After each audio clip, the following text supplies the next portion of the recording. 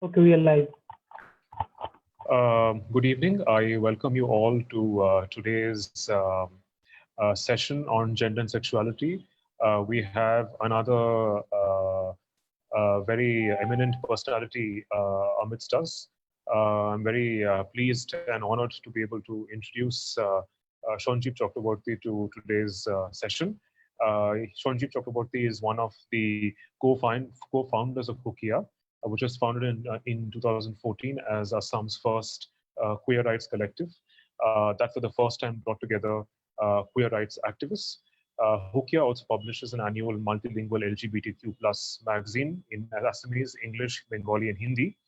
Chakraborty also works as a technical officer at the National AIDS Control Organization, a division of the Ministry of Health and Family Affairs in Guwahati. He has put in immense efforts to curb HIV among sex workers, addicts, and the transgender community. He's also played a very pivotal role in organizing the first Pride March in Assam and his efforts to decriminalize 377, which has stigmatized many sexual minorities, has been commendable. So we welcome you, Chakraborty, to today's session, and we look forward to hearing more about your journey, your words, which will, I'm sure, give us, many of us, a lot of inspiration. Thank you. Thank you. Thank you, Kiran.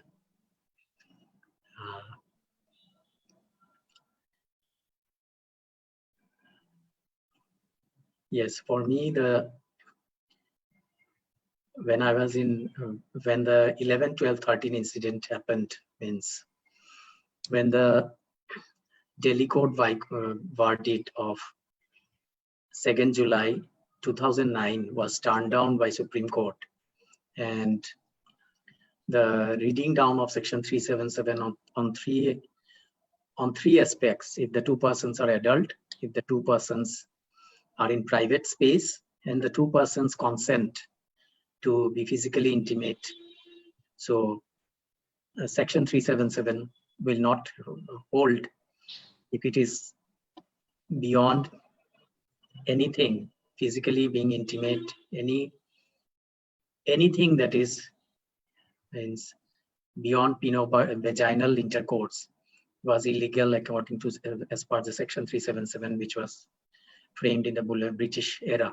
So when that verdict came, we were really demoralized and we were really very down. And I remember at that point of time, I have to name another eminent person here in Guwahati, because that point of time I tried to mobilize the who were working in the HIV and go for a protest against this colonial law and Victorian law, and which is some Victorian morality. But unfortunately, when I tried, when we really interacted with different organizations, NGOs, nobody was ready at that point of time to come out. And specifically, I'll tell, the community didn't have the courage at that point of time. People were, after the 2nd July 2009, people were so boosted up. Immediately after that, when people saw that, when this verdict came, people were really demoralized, and nobody had the community was feeling very scared and very insecure. And at that point of time in Northeast, where the LGBT movement was in a very nascent stage, and specifically if you see in Assam, there was no focal groups at that point of time. And I'm so happy and so glad there is a couple of groups now, and which was the goal of Hookia, so that newer and newer groups come up. So very unfortunate. At that point of time, I remember that for NECO, National AIDS Control Organization, NECO has been always opposing Section 377. And I feel very privileged to be working in such an organization under the banner of NECO, which Ministry of Health, that they opposed it. This Section 377 is not congenial for fighting for health, for prevention of HIV. For prevention of HIV, this is contradictory, and this is really hampering. It is stigmatizing the community. The community is going underground, and we are not able to take the prevention service and care and support to the doorsteps. There is a big barrier. And NECO, I remember the Secretary of the National AIDS Control Secretary, he said that it is a black day. I remember that he said it's a black day for NECO. And Jannobi was there in that workshop, and he just told to Jannobi, you should go back and do something about it, that this law should not be there.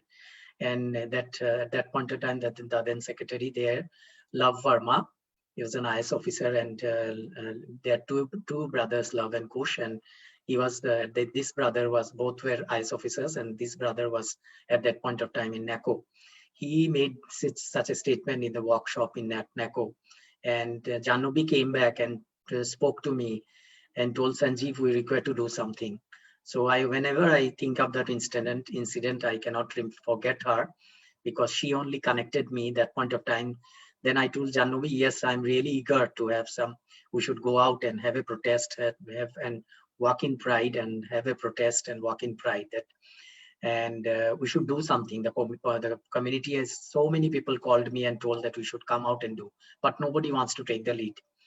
At that point of time, Jannobi just then rang me back, Sanjeev, there are few young women who wants to come up, who wants to protest and do something, organize a walk here. I was really so completely delighted at that point of time, when I was so down and depressed, when nobody was coming around. And that point of time, I met Bitopi, I came to know about Milin, and few other names right now. Then Pooja, then Meenakshi was there, and few more women were there. They were having some conference there in Guwahati at that point of time. Milin will be the right person to help me out wherever I'm not able to give you the right names and the right year. So they were at that point of time, some women's conference was going on in Guwahati, and they were really having a talk that something should be done. And at that point of time, I came across with them, and it was really a very a great experience for me, because these few young women who were so energetic, and they told, yes, we'll do. If you are just few of us also, but we'll do. That was the spirit. And I'm forgetting another woman's name who was also that point of time. They were all young researchers. So, and then we went to different organizations, and we went to different organizations to mobilize support so that people can come and join. And I remember one of the incident, because one of the NGO was working with HIV, and that is called Rural Multimedia and Publicity and Promotion, that was working on HIV. And we went to their center to mobilize so that community people, supporters, allies can come and support. So we went to their place, and we are just mobilizing that this is the pride, we should all join, and the history of the pride. So we are just narrating to them.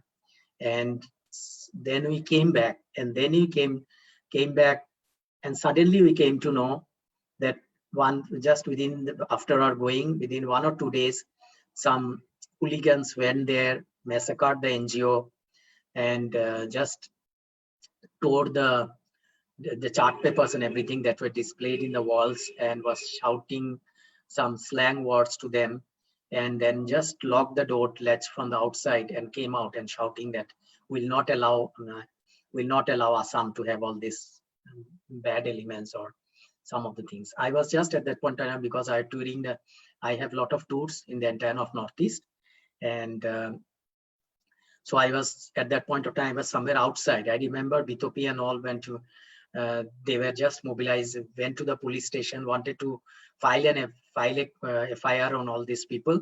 So these were some students wing of some political groups who wanted to, we don't know it's a specific, if it was a genuine group, or it was just to some group who wants to take a mileage, or was it even that somebody tried to sabotage the whole pride, which Guwahati wanted to come out with, the first pride. And that incident really more give a shock to the community people who are working in the HIV field. And with lot of efforts, whatever we mobilized, and that was ultimately came into many people backed up. Means from the NGO level, from the HIV program, whoever wanted to participate in the Pride, they all backed up. They didn't want to. Oh yes, Bitopi is mentioning. Sorry, Shamita. It is 14th national. Just a minute. The conference. She's mentioning the conference. 14th National Conference of Indian Association of Women. That was National Conference on Indian Association of Women Studies, 2013-14. So yes, Ankita. I was forgetting the name of Ankita. Bitopi, Ankita, Minakshi. They're all together. Then Milin was there, and at that point in time, Abhishek was also there in that first Pride. He was also a very young, energetic guy, and with lot of he reads a lot. So he was also there in that first year. Milin, if I'm forgetting anybody's name, because there were many young talented.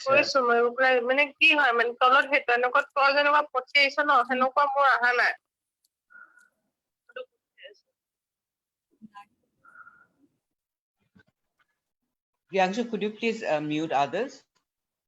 Yeah, everyone is on mute. Okay, somewhere. Okay. Sanjeev, what's her name? The person in Calcutta now. She was there. Devika was there. Okay. Yes. So Abhishek was there. Devika was there. Any of the Prince was there. Okay. Yes. So if I'm missing out any, Shiva, I know because he repeatedly mentions that he was not there. He repeatedly mentioned I was not there in that first. So they were really so energetic, and I really appreciated all the because the first lead and the young students took a lot of energy and lot of they were so elated to see that such a group we are able to come out in protest. Huh? Prakash was there. Okay, Prakash was there. Prakash Das, yes. He was there. So I'm very bad in remembering all the names, so even the incidents. So thank you, Milin, and thank you, Milin, to make it more interactive.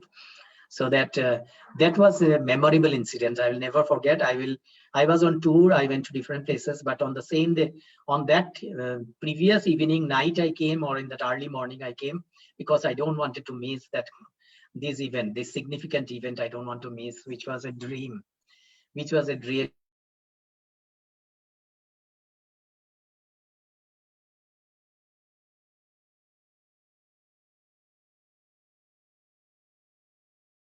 Did you lose him?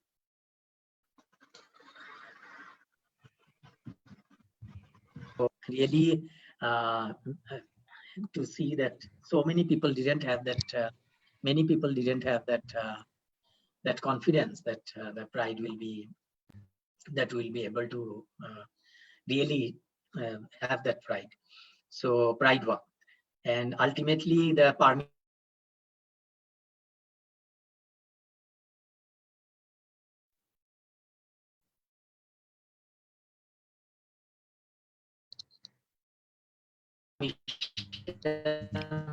Hello.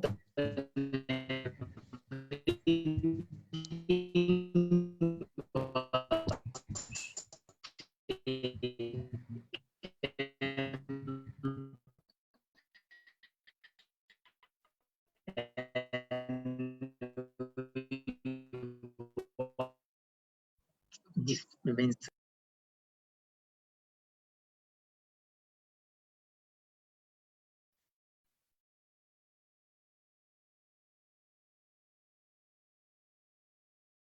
Can you guys hear him? No. He's on mute right now. Yeah.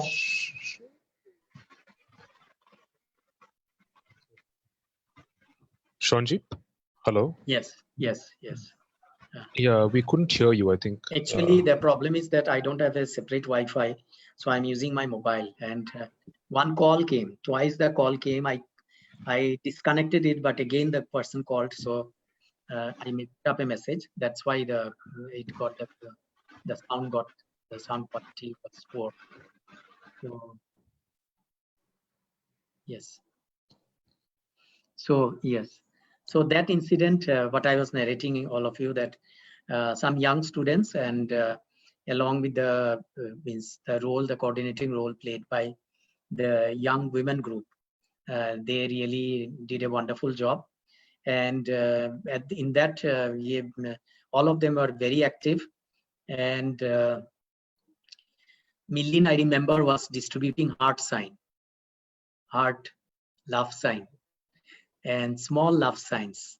But it was so significant for me that because many people think that this LGBT community is all about sex. And it was so much important that it is, yes, sex is important. It is not that we think that sex is dirty, but it is not that we are only here for sex, but it is so many things associated. So when I think the different spaces that we don't have, with the LGBT community, the social space, everywhere there, all the spaces are the one law, one social stigma, one legal, one law, one social stigma can put the community outside all the spaces. So many spaces, spiritual space, mental space, space for art and crafts, everywhere. You cannot come out straight, and you cannot come out and say that you cannot join in a prayer house. You cannot go to a prayer house and tell, yes, you are gay, you are lesbian.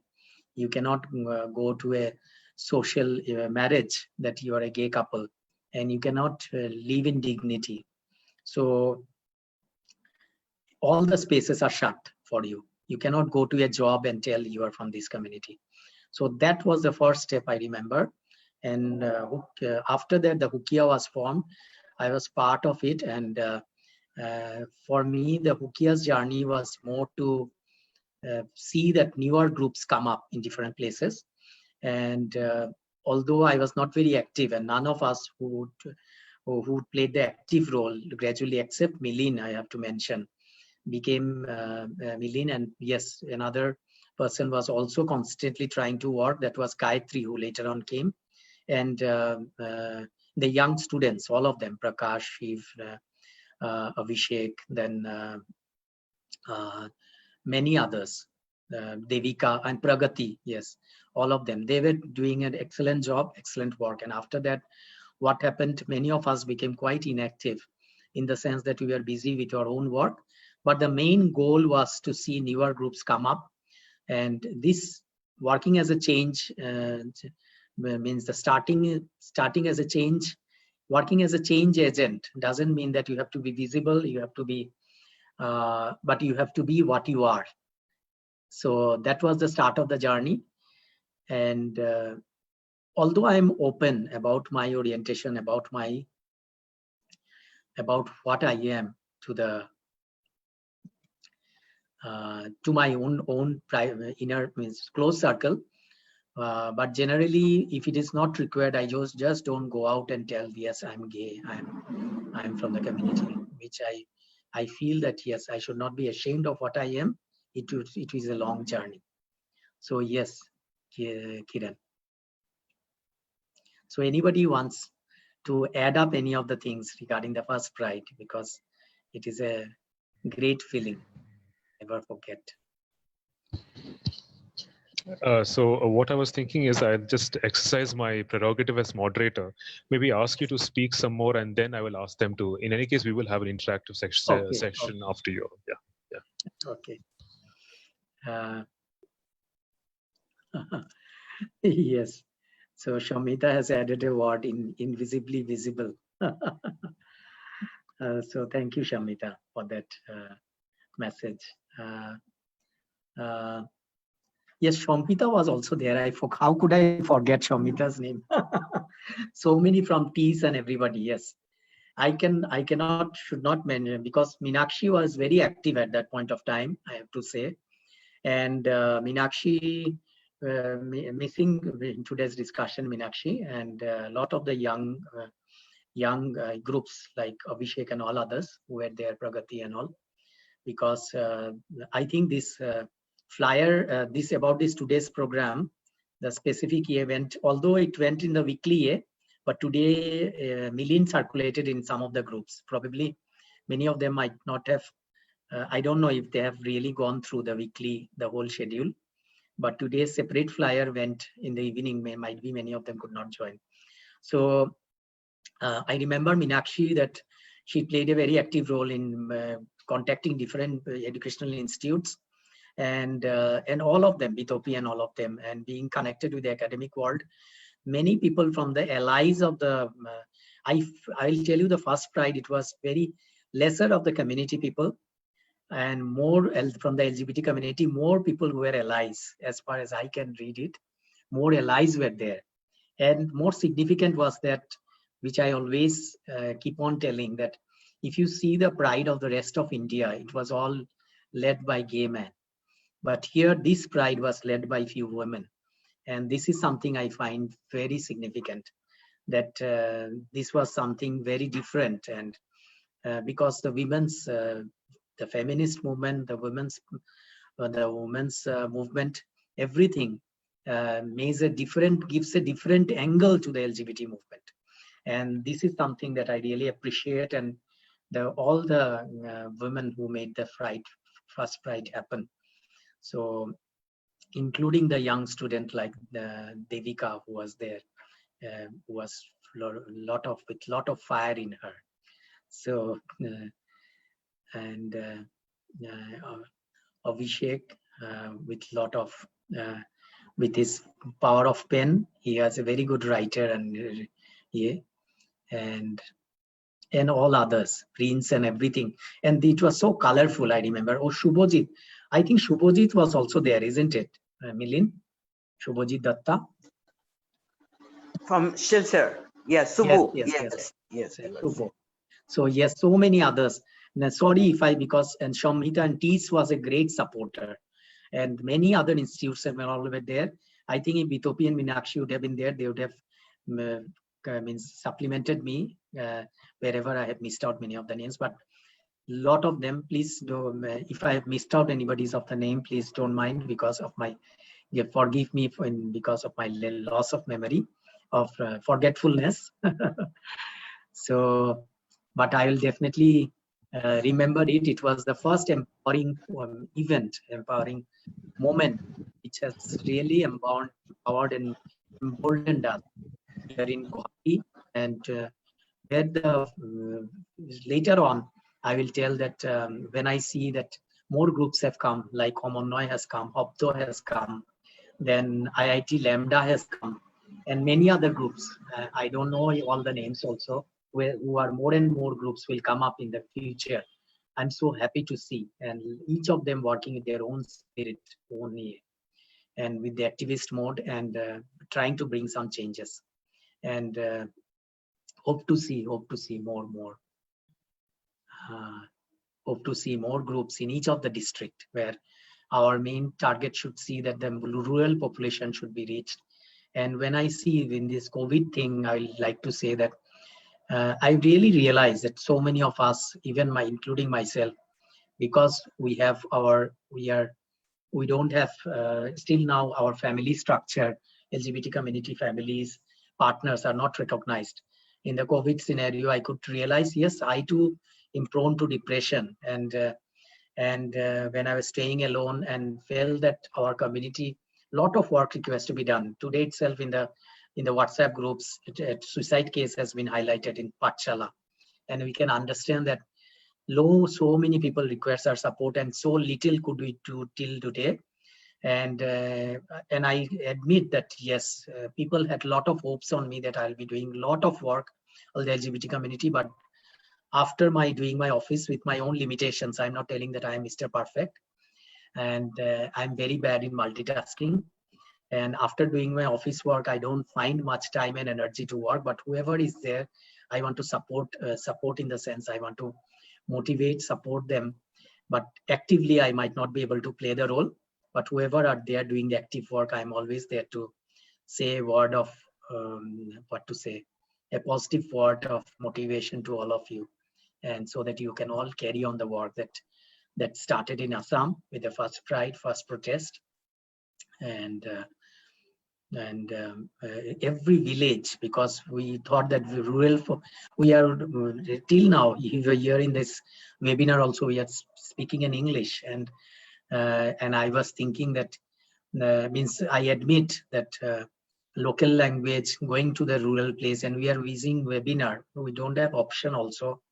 But yes, we have to take technologies. We have to take the help of the technologies. But many people who are not English speaking, who doesn't have access to laptop, who doesn't have an internet connection, who have only small our small phones, which we used to use, still now has to use on those phones, so that they can reach through some phone numbers, which is through helplines and all. And this suicide case has made me again think that we dreamt of having a helpline, but we could not continue it. And we are seeing the necessity where we require dedicated people. We require people who can be dedicated, because people require to sustain themselves. Dedicated means without money, people cannot work there. So there requires to be sufficient money coming in for these projects, where people can work dedicatedly to support these cases, like people who are really in need 24/7. And so many suicides. Only this suicide case might be people knew him, and they dared to write few letters, and where they wrote they put some writings, and people could understand that they were struggling to get acceptance and all. But many people might be committing suicide without people knowing their gender and sexuality. So we require such education, gender and sexuality. And Milin, I remember, went to different colleges and different universities, even to the medical college, to garner support. And he has been trying to do it not only in the schools and colleges, but everywhere, to bring out more allies, and not only limited to gender and sexuality, but also to see that the LGBT community is open to other areas, open to other different aspects. So different areas like environment, plastics. So really appreciate that. And but really lot of work to be done, yet to be done. It is just a beginning, just a beginning. So miles to work, miles to work. Yeah. Can I see the faces of whoever are there right now? Kiran, if you give permission, can you see the people who are there, if they are comfortable, not to force anybody? Sure. If anybody wants to show themselves, they can. Yes. Oh, Shubhojit is also there. Great to see Shubho.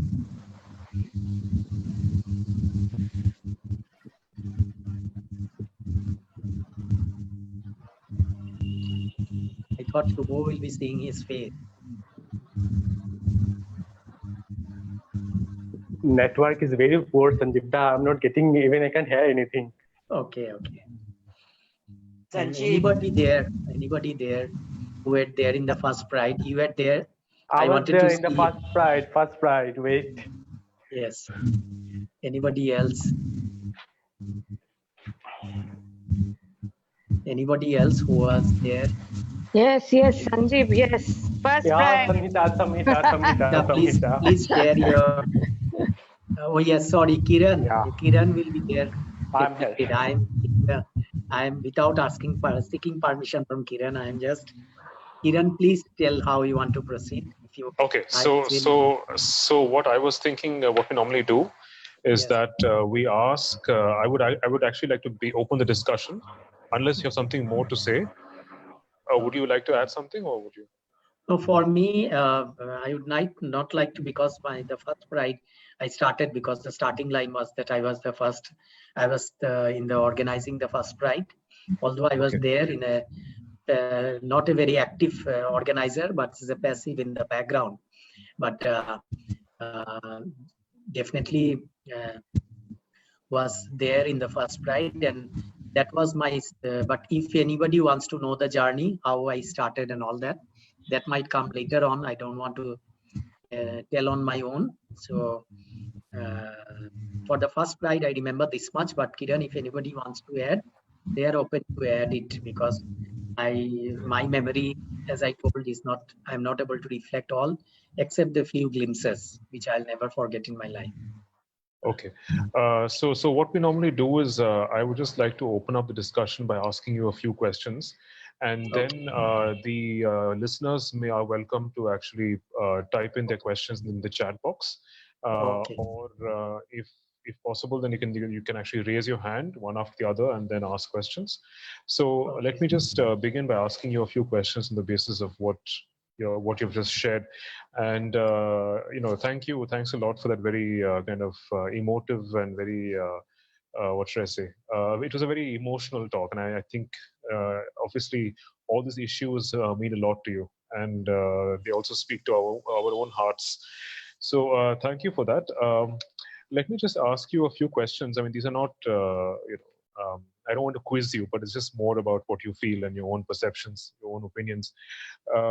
One is, I was just curious to know, since you've been working with NACO, how do you think, what are the differences you see? Do you see any kind of a difference in the way NACO has been working, both before 377 was decriminalized and after the post decriminalization of 377? Do you see a tangible difference in the way NACO, its policies have changed, the way its prejudices, it's the way it responds to people and problems? Okay. I see one thing that when I see NACO's work before and after, NACO per se, NACO's work has not, it is the same work, that the same consistency NACO has been working. Before Section 377 was read down also, Indian Penal Codes, IPC Section 377, NACO was working in the same intensity, same way. Only the difference is that now that it is no more male-to-male sex is no more male-to-male, all sorts, beyond penovaginal sex, all sex, if it is consensual, if it is between two adults. So NACO's whole work, they were doing all the work, but it was not so public. You can say it was not so public. But now, openly, we can talk about all these issues. If in the public discourse, if anybody asks, anybody wants to tell it, even the information, IC materials, information, communication, the different advertisement NACO comes out, the public for public interest, all the messages that NACO delivers. So there, it was male to male has not been directly spoken out earlier, but now there is not that legal sword is no. So it can be openly spoken about. So this is the only difference. Otherwise, the work is the same, only in the public discourse everywhere. Now it can be openly talked about. One thing what I want to mention is that what I see that so many people are getting infected by HIV, but unfortunately, the community people. Because although when I'm sitting at the working under NECO, I can put it definitely, but the community requires to demand it. And when I saw that the injecting drug users, the community is so organized, and they are demanding their rights, that injecting each and every, so that no sharing needles and syringes are shared by people who are drug dependent. So free needle syringe are given to each and every person. So not a single episode of sharing happens. So NACO provides free of cost needle syringe to people who are dependent on drugs. So they don't require to share any used needle and syringes. So that their chance of getting HIV infection is lessened. But unfortunately, till now, I have not seen that the same amount of demand has not come from the MSM community, the LGBT community, basically the people, gay men and trans women, that the lubricants should be provided just like needle syringes, and the cost is much lesser if you see compared to needle syringes. But because the community is so focused and so clear what we want, and if you see the maximum of the infection among gay men and trans women happens because of non-lubrication, because and if the lubrication is used, it is not just because of sexually transmitted infection that the HIV infection is happening. If you talk to people around, you will see the most of the infections are happening because people are not so much aware about lubrication, because a lot of wear and tear is there, and that is how the HIV infection is spreading like wild. So that is something, so very big area in the health. When you talk about human rights, at health rights and health and sexual rights, sexual health rights and sexual health rights. This is very important aspect which I feel that community should be demanding, that not a single episode of anal sex should happen among gay men and trans women without lubrication. So this is something I feel that we require to get more united, and the community voice should be there. And do you also feel like this whole MSM, which has become a very funding category, right? Especially by foreign donors and all that, UN and all that. So do you think that that has in some sense impeded the possibility of thinking of MSM also as a category of like intimacy, something which requires larger social recognition and not just funding for health or prevention of HIV? Can you repeat it? No, I was just thinking, like, I think that MSM has also become a funding category, isn't it? It's a category for funding by foreign organizations, people who work for, to fund HIV prevention. So do you feel like that in some sense has interfered or maybe has put less emphasis on the fact that men who have sex with men can also be a category of intimacy, of love? Because I think you also talked about love and intimacy, right? So I was just thinking in terms of, like where do these different arenas, where do these different areas overlap in terms of, health on one hand, and on the other, a larger social and legal recognition of queer love? Actually, I differ in that point, because yes, I completely agree that about love and intimacy. That point I agree with you. But the other point, many people think that it has become the it's a funding area, because definitely gay men and trans women, because they are vulnerable among the LGBT community, because they are vulnerable and more prone to HIV. So there is, even in the LGBT community, there is a non-HIV funding and HIV funding. So HIV funding mainly comes to the people who are for the gay men and the trans women, and so people who are working with the gay men and the trans women. So this is somewhere it doesn't cover the lesbians, it doesn't cover the trans men. So because they're the money of the lesbian and the trans men are covered. The non-HIV fund, which is much lesser. So if you see the amount of fund, that is lesser. But if you really see the earlier in the initial period of the HIV prevention, yes, a lot of foreign donors were there, but not currently. Currently, if you see, the HIV fund is completely regulated by NECO, National AIDS Control Organization. And this fund comes to NECO, and it is not private. Private funding is not that much there, because now NECO is very strict on that. The the government of India, that all HIV work has to be done through NECO, and so there cannot be misuse of fund, and it should be used through the same principle of for HIV prevention. They have this basic structure of the HIV program is followed by all organizations. It cannot be by the name of HIV, but love and intimacy, as they have rightly said, is one side you might tell that it has become HIV more talking about only about sex. And where is love and intimacy? We are not talking about it. We are more as if LGBT, the gay men and the trans women are only about sex. You are that's the point. What I understand you are trying to put it, and money is flowing for there. Where we are missing out the subtle thing, the mental health, the other aspects, the love, the non-acceptance. There's so many aspects of mental health.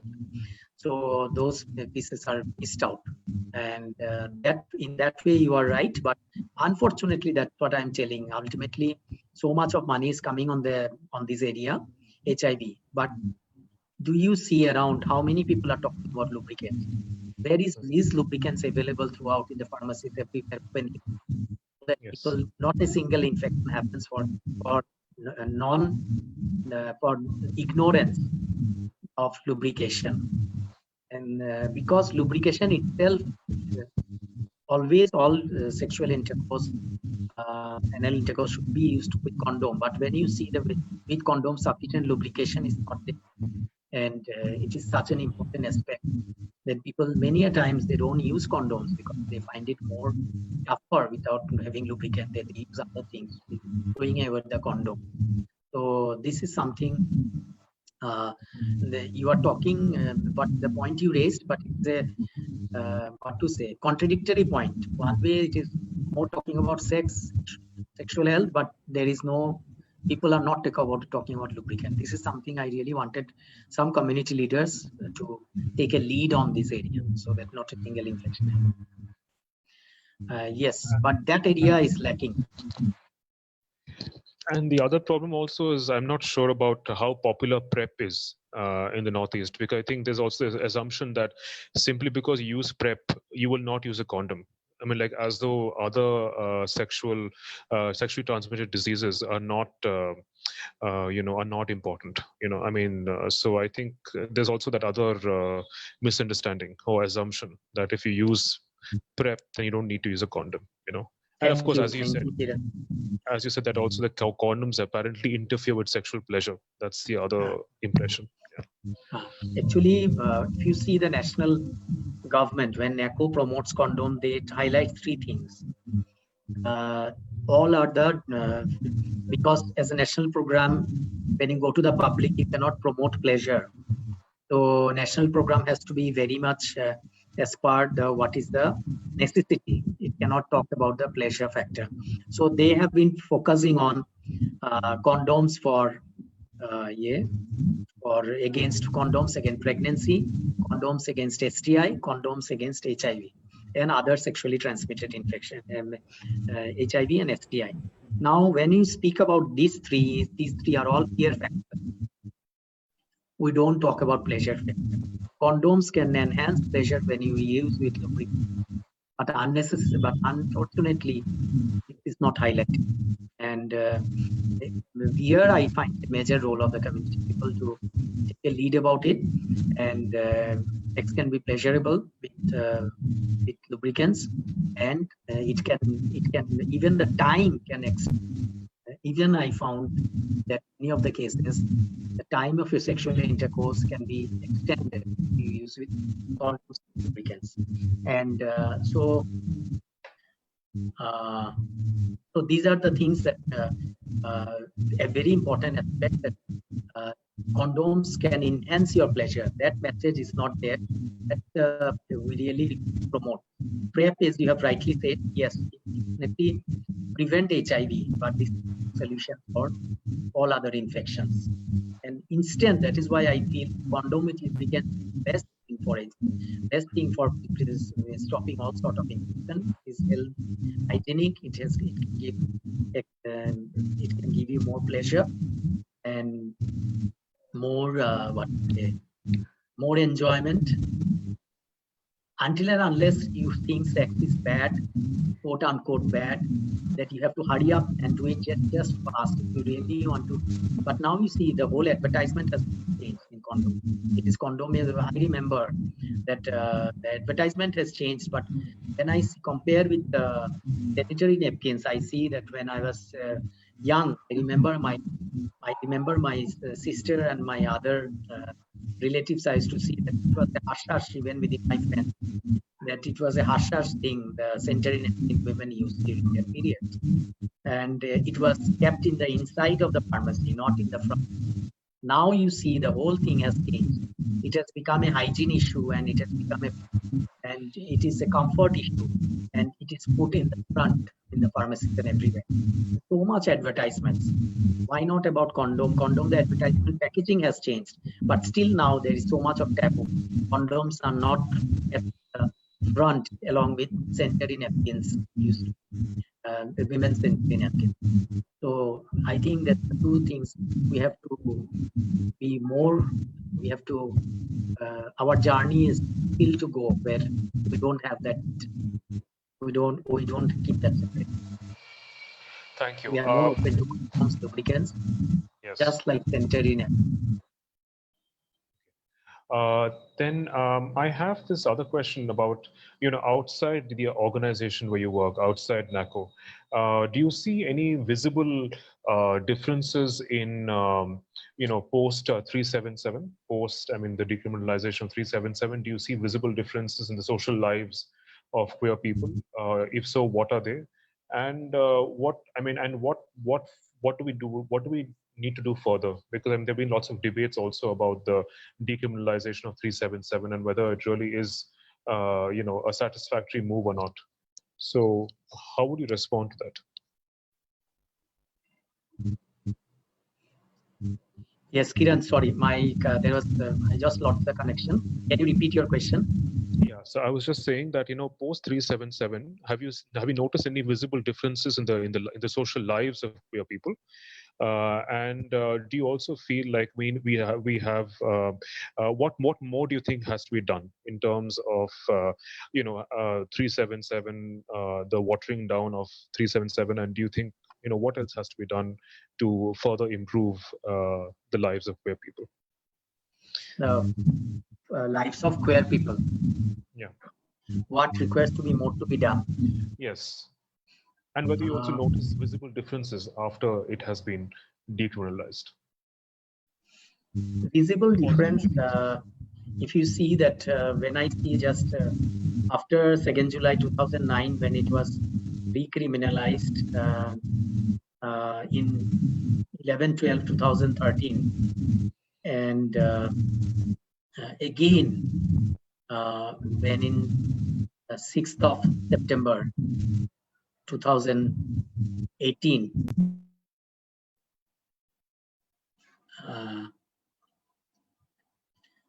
that period of time, I can tell you that there is a difference, because now at least people who are out, loud and out, at least don't require to be, cannot be legally harassed. Legally cannot be harassed. Yes, they can be put in doctors. People can try to socially laugh at them, joke at them, but at least legally we are stronger, and legally we have a force. Even when I see that even the house that I stay in a rented house. After knowing my orientation in the rented house, although they are very learned, but due to the social taboo and stigma, they might have told me that please vacate the house. But currently, after the law, they will also, if anybody tells them, also comes and tells, do you know that your tenant belongs to the LGBT community? I strongly feel that they will tell, no, it's fine with us. So if somebody comes and tells also to them, they are not going to tell me that, Sanjeev, you have to leave this house. So this is the amount that I think when the law has changed, you get a lot of force. Even people also start seeing it in a different angle. I'm not telling at one go everything has changed, but it has already, you can see that that even, for example, now Shubho is there. Shubho is working in for example, I can take his name, and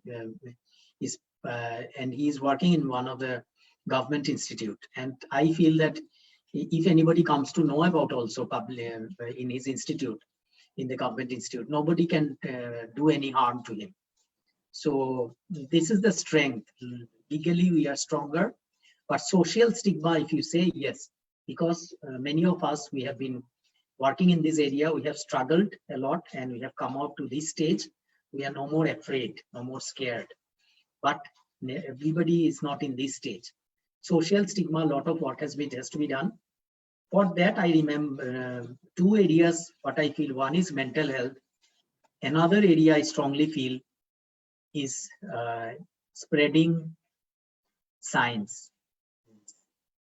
When you have to fight myths and misconceptions, we all have to think scientifically, think in the That is something that I truly believe, because we all have come out from our old values, coming from different religious background, cultures, where we have learned that this is bad, quote unquote bad, and this is good.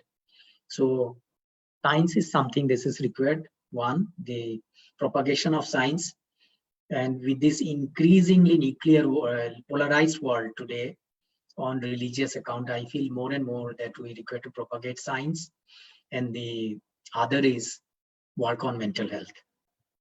So these two areas is I feel that can really destigmatize. And more legal work to be done also. I mean, are you satisfied with just the decriminalization of 377? No, this definitely legal aspect, as the work is already going on. You are very much right, because after the Section 377 communities are not silent, they are already starting demanding the other legal rights, right to property, different other rights. So different other rights will definitely follow after the Section 377. It will continue. Along with the legal rights, I feel that these two aspects, one is the mental health aspect, is very important. So that is why I keep on mentioning this. And the other is fighting against myths and misconception. That is propagating science.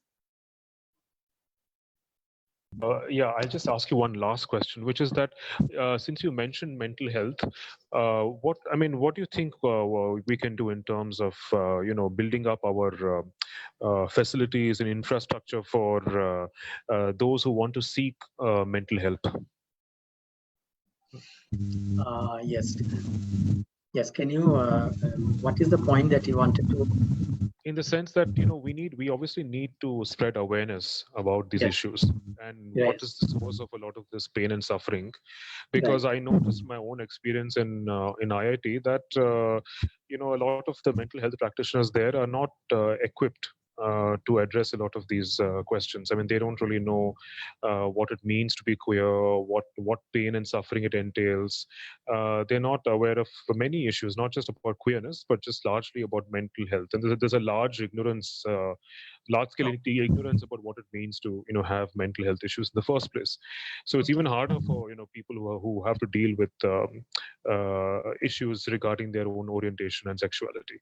So what do you think we can be done in terms of providing better infrastructure, where better trained mental health practitioners and so on? Yes, very important aspects. When you talk about mental health, first is the basics. Mental health doesn't mean that you will be experts. Mental health counseling means basically the counseling part doesn't mean that all the counselors will be experts, but the basics should be clear. Now, what I understand that a lot of sessions, because if the counselors come from the LGBT community itself, they might have a better understanding of the gender and sexuality. Otherwise, to really make people understand on the diverse gender and sexuality is the first important aspects when you talk about mental health with regards to LGBT community. So people should be properly sensitized on gender and sexuality. Then only they will be able to see the LGBT community in the right lens. Otherwise, they see from their own values, own. And I remember when I started my journey and started working on HIV, and I used to think why people cross dress, why people are dependent on so many areas, why why you are distributing needle syringe to the drug users. So many questions, and so which one is better? Prohibition is better or regulation is better? Drugs should be regulated or it should be prohibited? So many things, questions that comes to us. Then which one is better? Because when you see without having a deeper understanding, when you see superficially, then you might think many things. You might think that these are you might think that these are the very good solutions. For example, for drugs, just people who use drugs, stop them. People stop the supply. stop the people who are taking it, stop them from taking, that is the solution. So many finer things. People who are into LGBT means same-sex love, people who love their same gender. So the best way is to taking them to a lot of shock therapies and all. So really over there, the main answer is we require to have an open-minded approach. We require to have instead of giving them superficial understanding, separate, even for mental health counselors, what I feel, a separate small courses are required, small sensitizations are required on these aspects. Otherwise, it will not be successful. Otherwise, this thing will not be successful. If we want to really make this successful, this whole community issues, then the only thing that we can make it successful is through having the mental health professionals should be sufficiently oriented about these issues. Means it is not only once, because for example in IIT, associated in IIT Guwahati, I think those sessions can be done in different ways, different discussions, different forums, and you can invite different people, where those mental health people who are in this profession, young professionals, they can get a better understanding from the community. When you speak to the community, you can, with an open-minded approach, you can know better, you can understand better. Thank you so much. I just have one question for now from the audience. This is from Prayashi Goswami, who asks, can you suggest some non-academic research institutions or centers or organizations in Assam where one can engage in research focusing on gender, particularly on queer people?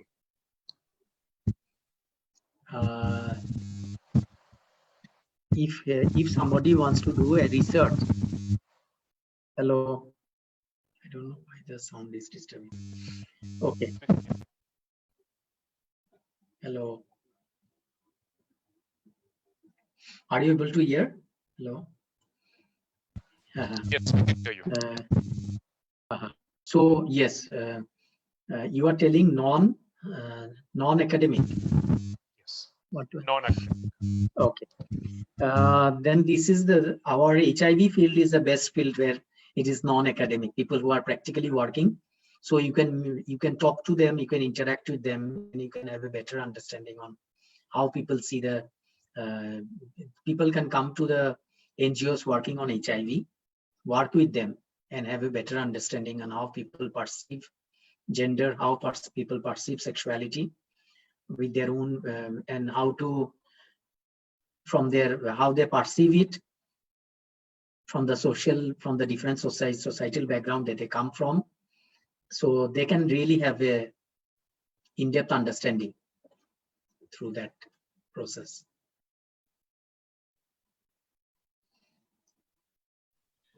All right. Does anybody else? There are a couple of comments. I don't see questions as of now. Unless anybody has any questions, you can raise your hand and ask a question.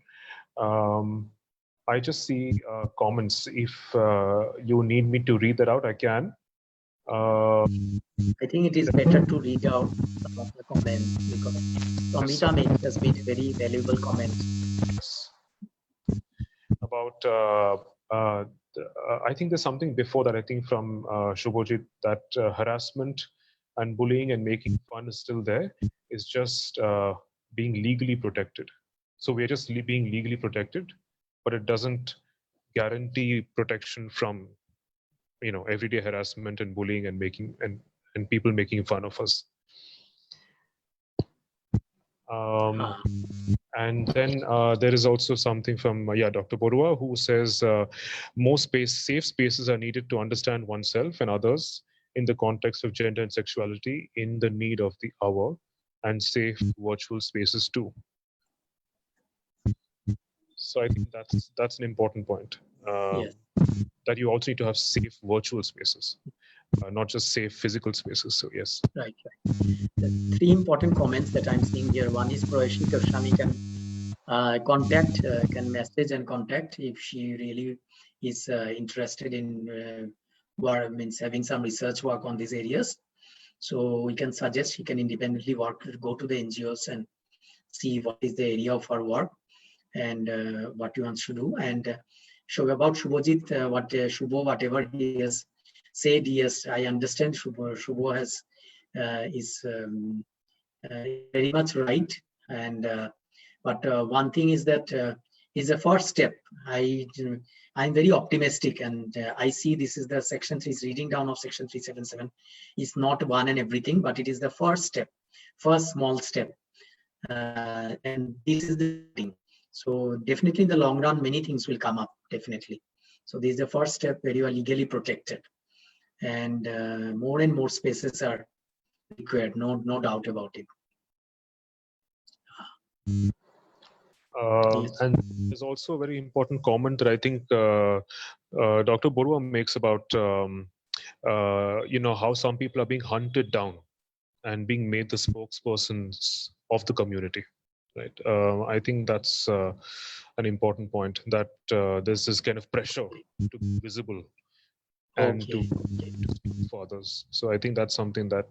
Okay, very important, very important. Yes. For example, we are in different stages of coming out. Thank you, Shomita, for bringing this valuable point. Actually, we are in different phases of our coming out. Even as I said, I am not loud and out to everywhere. So if somebody just goes out in the public and tells, oh, you know, this Sanjeev is from this LGBT community. Oh, you know, this guy is gay. I might not feel comfortable. So this is different stages, because I don't feel comfortable just going out and beating the drum that I'm gay. I don't feel comfortable. It's not that I am not comfortable about my identity. I'm 100% comfortable, but I'm not very comfortable going out and putting it into the public. But in my circle, if anybody comes to know, I'm very happy to know, happy that people are around and comfortable. But all people might not be comfortable to that stage also. They might not be very comfortable if their parents knows, if their friends knows, if their relative knows about their identity. Although they are completely comfortable within themselves, we have to respect that. We have to respect that. This is something that I find even within communities also, community people are also very insensible. I can use the word insensible, that they don't understand the differences, that we are in different shades, different stages, and all should not be put in black and white in the same box. Yes. Yes, and the fact that, as you said, that there has to be this pressure on everyone to come out. Like, what if you're not, as you said, you're not ashamed of yourself, but you don't want to necessarily come out either, or you don't necessarily want to participate in marches? Maybe you have other ways of expressing your opposition. You know. No issues. With my journey, I have felt that within the community also, I have felt that many people has different. Even the most stigmatized, I will say, many people. I don't know. For me personally, I feel the people who are bisexuals are the most stigmatized, and they might not feel comfortable that they don't want to hurt any of the partners. But it is not that they are not genuine to their love, to their feelings. But many of them are really very much, what to say, they are stigmatized in the society, having both orientation. They are born like that. If I'm born as gay, if another person is born in straight, then why not if another person is born in bisexual way, having orientation, having feelings for both the gender, why don't we accept him or her so as they are? So this is something I completely feel that everybody might not be comfortable in coming out and marching. But yes, that is also important. That activism is also important. But we should not look down upon people who are not in that stage. I have something learned with time. People understood that no, we are all in different stages, and we have different what to say, purpose of life. My purpose might be I'm very happy if I'm out and out. Another person might not be feeling happy being loud and out, might be happy with doing something else. So we have to respect that, and that is very, very important. So this is something, newer areas coming, as you were saying, and these really disturbs, this really affects your mental health. Again, I'll talk about mental health. Okay, so the other participants, if the participants have any other further questions, please raise your hand and ask, or you can, you're welcome to type your questions also.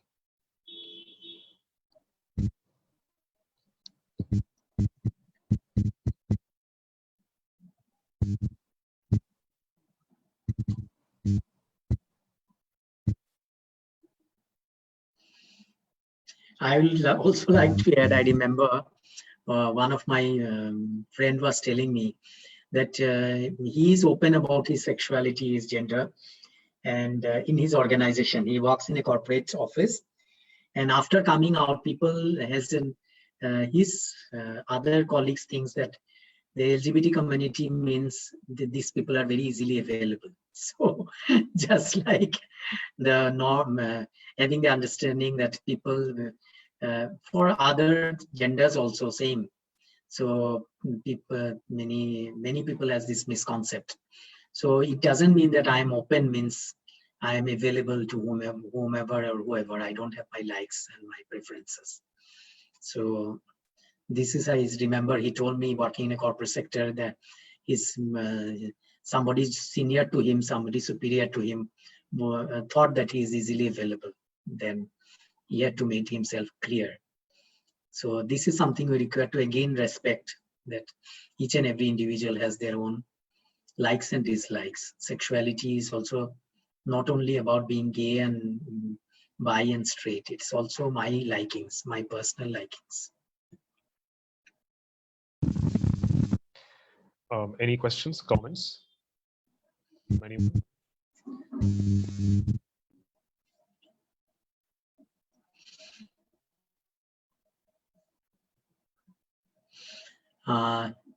Yes, thank you so much. Actually, I think most of them, I could not see any of them. I could see Shamhita. I could hear from Shubho and Milin, and yes, Kiran was there, but many others were not very comfortable or but if you want to say anything, please, you are most welcome to put up your comment. Sanjeev, I would love to hear your story, meaning your coming out stories and your childhood and your coming out. It will be great to share that. Thank you, Miling, for bringing out this important question. I was an important question in the sense important to me, might not be important to everyone else, but it's very important to me, my journey. In my childhood, I was a left-hander. When I was born, I found that I am a left-hander, and my parents were, all my relatives, my neighbors, people around me used to tell my parents that, what is this? Your son is a left-hander. You should try to change him. My parents were also from a simple traditional families, and they also thought, yes, my son. They were not very much aware of all this, enlightened, and they also thought, yes, my son should not be writing in left hand. He should be writing in right hand. They tried to change me. And one teacher was there briefly who used to come and teach me and used to beat me if I wrote in left hand. So forcibly, I was changed from left hand to right hand. That's how my journey started. And later on, when I grew up and with my little bit of when I became, with my growing up, I found that no, I'm not attracted to opposite sex. I'm attracted to same sex. Same gender. I'm not attracted to same gender. I'm attracted to opposite gender. That is how my journey started. And then I was really thinking, what is this? Why I'm like that? In my school days, I used to see that I feel attracted not to any girls. Well, all my friends, boys in the school used to talk about the girls. I don't feel at all attracted to talk about girls. I was very much eager to talk about boys. Means I felt very much had a lot of fantasies with boys, my imagination, my dreams, my fantasies, and had a lot of infatuations with men, thinking about men, thinking about boys, and which I could not share with anybody. So that was the starting of my journey, where I found that there's a big contradiction. I could not. I found a big contradiction where I am not attracted to the.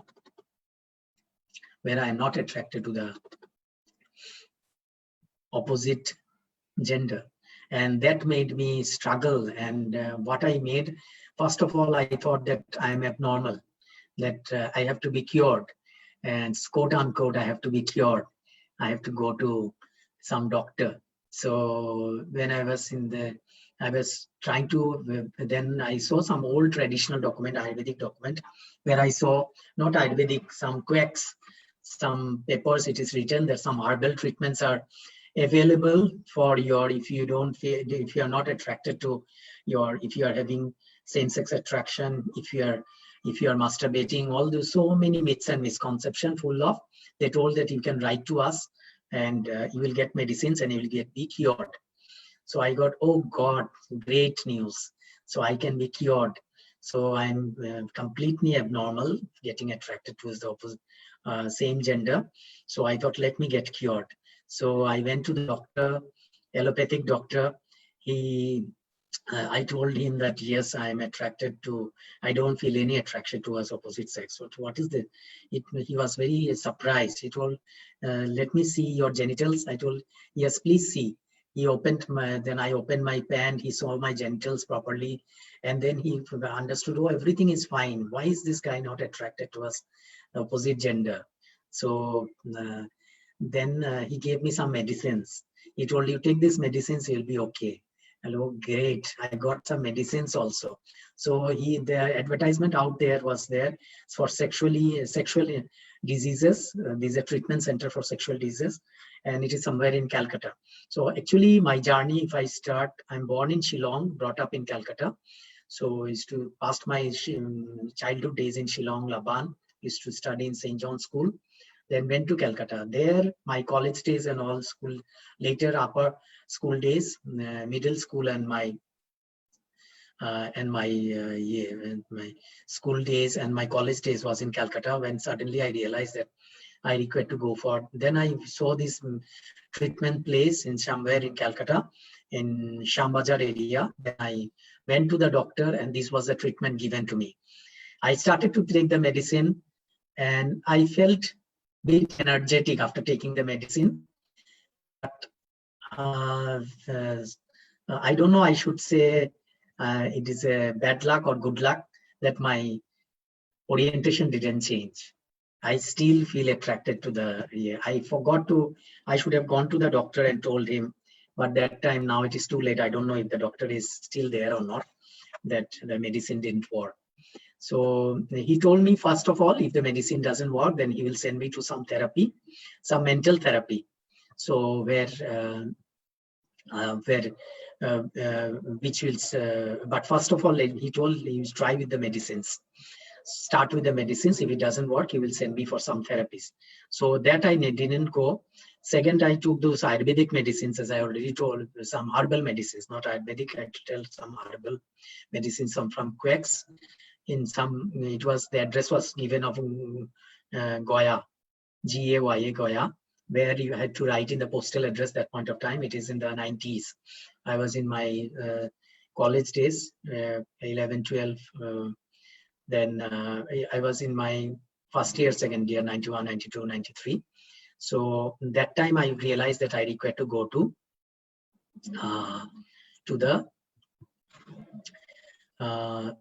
I took the medicines, I went to the doctor. Then I thought, let me also try. I used to go to some yoga classes. So I told to my yoga teacher also, that I didn't want to keep any stone unturned. I tried everything possible to change my orientation. So medicines, then herbal medicines, then the modern medicines, then the yoga. Let me see if the ancient yoga can cure me of this deadly disease, which is spreading like everywhere now with the legalization. Everybody is thinking that the whole of India will become gay, but it's not yet gay. Did you realize that, Kiran? I mean, that is true. In fact, your story reminds me of this movie. I'm not sure if you watched it. It's called Dear Dad. Okay. Arvind Swamy plays a gay father. Okay. And his son is trying to get him cured by getting him in touch with all these quacks who are giving him herbal medicines. Okay. So, and so I started there, then went to the yoga classes. One good thing that the yoga teacher told me, he was a current learned person. He told me that don't go for these therapies and all, whatever you are, but don't give too much of a thought on this. Don't think about it so much about it, because I was completely tensed. I wanted to become normal, quote unquote normal. So he gave me a more balanced and told you continue with the yoga classes, but don't give so much of thought on this. And he told you don't go to those mental therapies and all, because it might be more fatal than good. So this is something that was later on. At that point of time, I'll tell you, in the 90s, a lot of articles started coming on gender and sexuality in Calcutta, in all places, even in Mumbai, in Delhi, all the major newspapers. We didn't have internet at that point of time, so we used to depend on newspapers, magazines, and all that. So we used to have Telegraph, Statesman in Calcutta, and other newspapers in Delhi, Mumbai, where a lot of articles were coming up. Then I came to know about a support group called Council Club in Calcutta, and also a lot of articles came. Ask AIDS, sex, knowledge. Ask. An article is to come in the Statesman. After reading those articles, I felt this is nothing abnormal about it. And after reading those articles, I could really understand. I made a full stop of my journey towards change to a journey towards gay life. So I embraced the colorful life and completely discarded the black and white life of straight-jacketed life, and embraced the colorful life of the gay community, and started my journey. So those articles really enlightened me. I went then, at that point of time, I was so scared because I was just a student. I was not having I was not financially independent, and I didn't want anybody to know about my orientation, but I was completely accepted that, yes, I'm fine with this. And these articles really helped me. So I really could imagine that when few writings, few articles can have so much of change in a human mindset, where I was so much struggling, that thinking myself abnormal and all that, few articles made a drastic change on me. So that is why I completely agree with Shamita when she says a lot of more spaces are required. So to make many people who are still struggling to accept themselves as they are but unable to, because they are not fighting the right place, right avenues, right platforms. So we have in the Art and Literature Forum, we require different platforms where people can come out, very innovative approaches. That journey made me that in the college days and everywhere that I felt confident. Then I got in touch with Council Club, with Pawan. I think many of you might be knowing Pawan. Got in touch with Pawan Dhal, who was in the first batch, the whole movement, who started with Ashok Rao Kavi and all. He was part of it when the initial movement started, and was one of the person to walk in the first Pride, which happened in Calcutta in 1999. The 5 gay men who walked. So I got in touch with him, and but it took me courage 2 to 3 years to get in touch with them. Got their magazines, went to that shop where the magazines are available, Pravartak, by Council Club. I had 3 years I struggled to go, and because I was scared people might come to know about me. And their postback address, I was scared to write a letter, because if this, I thought they might be replying and somebody might be seeing the reply. Because the place I used to stay, there was only one single letter box and it was accessible by everybody. I thought if the letter by chance somebody else opens, everybody will come to know about it. So all these worries and anxieties were there. But after everything, I got in touch with them. Council Club was a very big step. And the name I'll never forget, Council Club. And I learned the basics from there, and from Council Club, then got into different groups in Calcutta. And that was how I started my journey. I still repent that I'm sad that my parents forced me from left hand to right hand. And I really feel that they didn't allow me to be something different, somebody different writing in left hand. But they also realized that they didn't do the right thing. My natural flow was from the right brain to the left hand. And as you know, so my natural flow was this: they should not have obstructed it.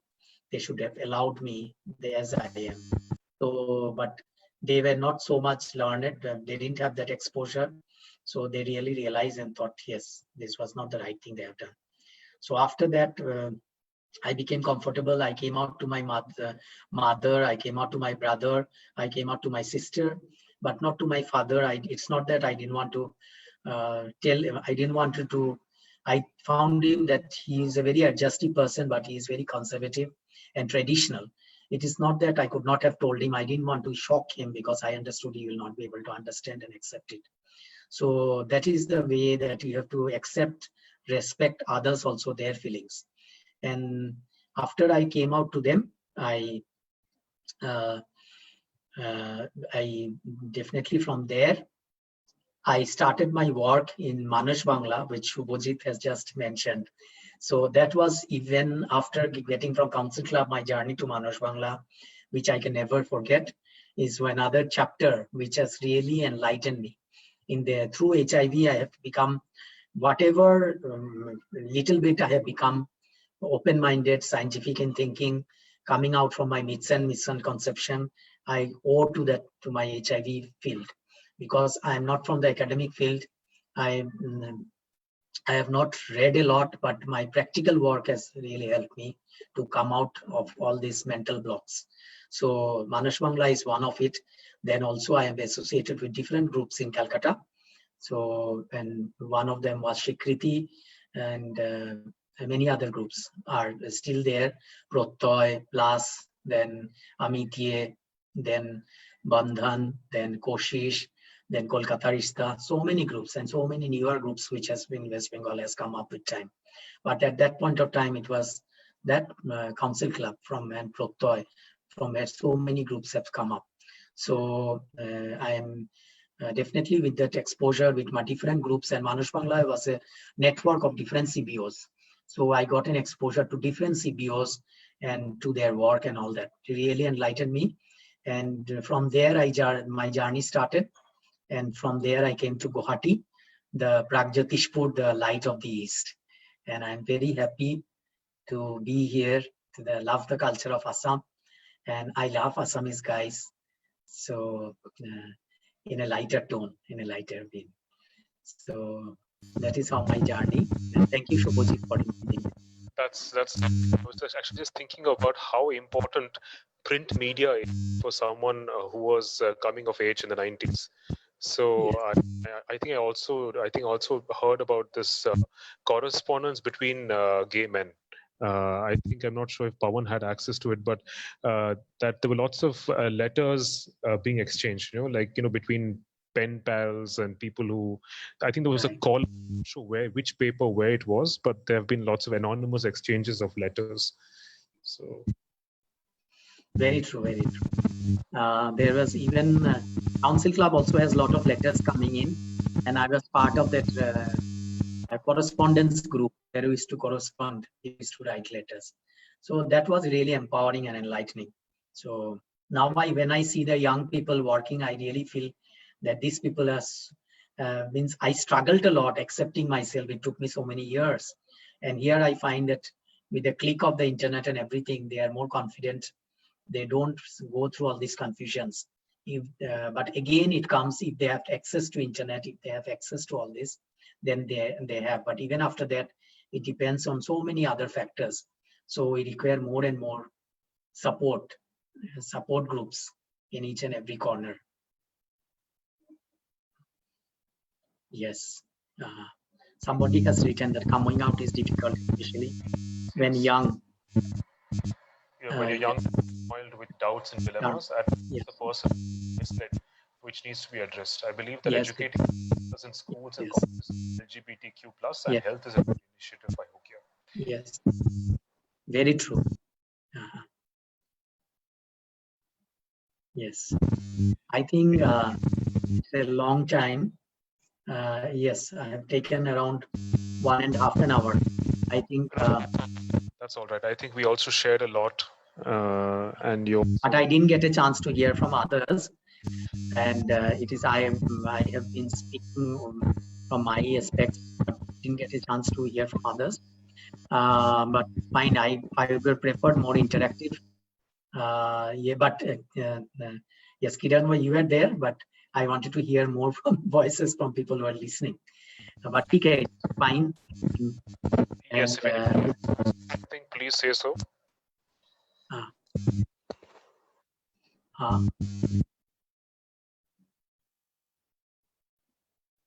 Did you say anything, Kiran? No. I was just asking the others if Okay. they.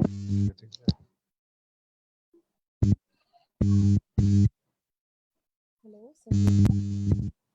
Yes, can you speak up? Yeah. Your voice is very soft, I think. Yeah. It's very nice to hear from you. I noticed many things today that was not known to me. That's what I want to say. Thank you. Thank you. Thank you.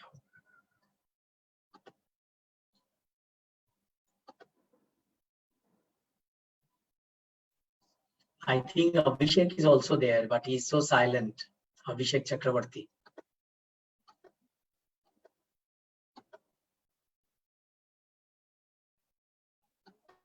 I don't know many of some of them. He was here, he just left.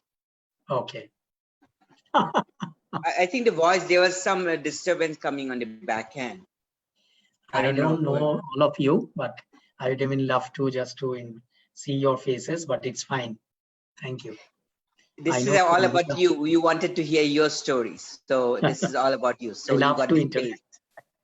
Thank you so much, but I also love to talk to others, hear from them.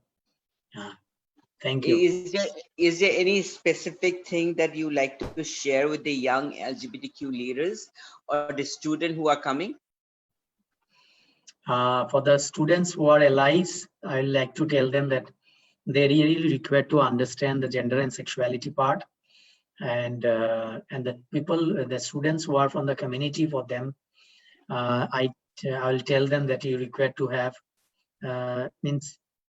I find two things. You have to be very balanced, because sometimes I find that within the community, sometimes we suffer from superiority complex or inferiority complex. Both are not. So you really require to have a balanced approach towards life. And for that, you require to cultivate confidence, but confidence, the right confidence, not to be underconfident or overconfident. But as a community person, if you want to really contribute, you require to be confident, and you require to be open. I found that many people, it is not only that when you read a lot, you become very open. Sometimes I find that reading also makes us closed.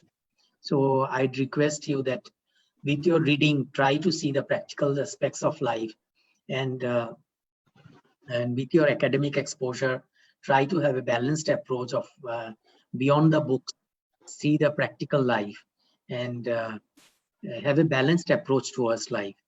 So two aspects are important. That one, for the allies, what I sold, and one for the community. Have a balanced approach towards life, and whatever you read, whatever philosophy you believe, have a balanced approach, and try not to be rigid in your whatever you believe in. And yes, your belief towards yourself is fine. Believing your gender and sexuality is fine, but don't be rigid when you close your doors for others. Be open so that you can embrace each and every individual, and you can understand each and every individual. And again, when I talk about as young students who are coming to this field, empathy is something that we lack really. We really lack empathy. So I'd really request you all to cultivate empathy when you put yourself in another person's shoes and try to understand the other person. That is very, very important. If you can do that, whatever education, whatever quality you have, with that, you can bring a lot of changes in this world. So empathy is the word which I'll give the last message, which is so much lacking in this present world. We are so mechanical. Thank you. Thank you very much. Any further comments or questions?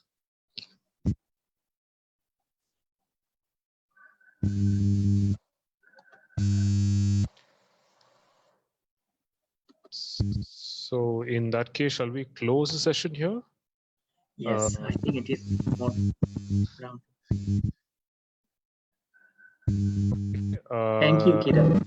Yeah, okay, no, thank you very much, Shonjip, for your wonderful sharing experiences with such honesty and candor. And yes, I completely accept and I completely agree with your last point that a lot of compassion and empathy is required in today's world, especially in a world filled with religious bigotry and violence and homophobia and everything.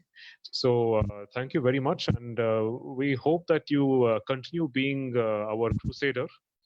You take us to greater heights and keep and yes, continue your wonderful work. Thank you so much.